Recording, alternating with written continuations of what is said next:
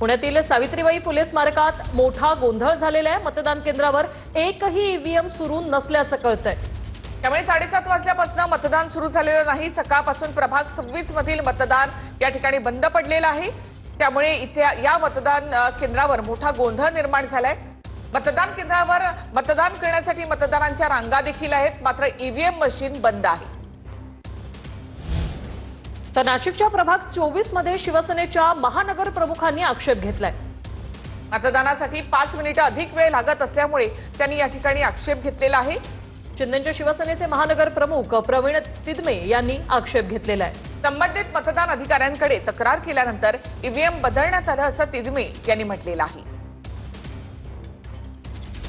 जर मशीन आपले अर्धा तास लेट चालू झाले तर त्याप्रमाणे आपण मतदानाचा वेळ सुद्धा वाढला पाहिजे।